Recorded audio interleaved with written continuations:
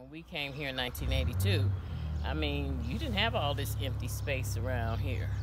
This neighborhood was full of homes.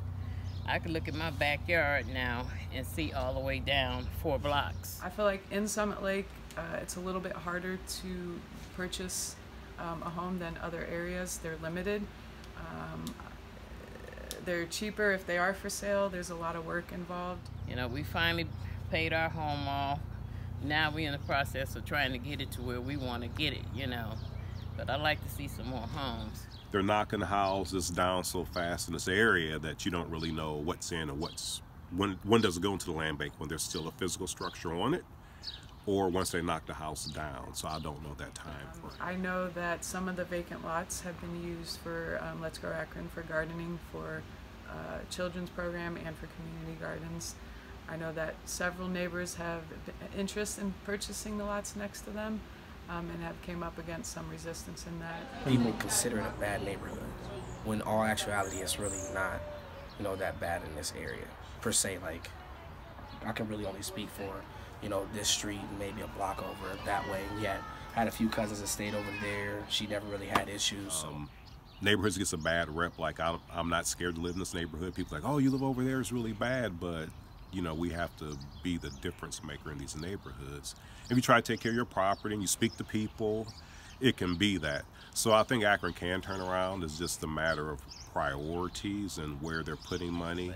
I just like to see them to bring some life back to this community. They're doing a good thing down at Summit Lake now, but I like to see that shift into the community. And so they're letting companies buy land for $1 and stuff like that. So if you can make those deals where you think there's big money is going to profit things, and over by Perkins Middle School and all this type of stuff, then you can come in these other older neighborhoods and you can make some things happen, because obviously as council members or whatever, you can make these decisions to sell some land for $1 or sell it for $270,000, what it's worth for 1 point something million.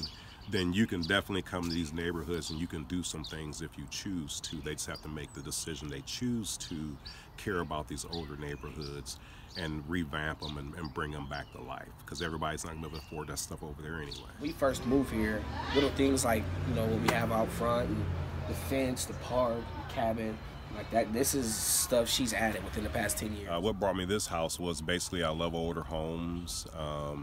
We went through the loss of a home and lived with some family members and needed a home, and this was up for rent.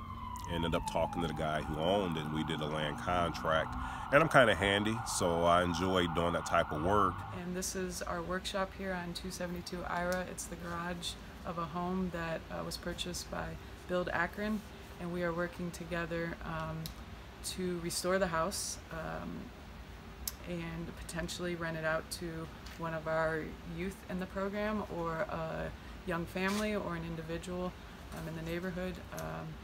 And this garage serves as our home base that we can take on our own projects.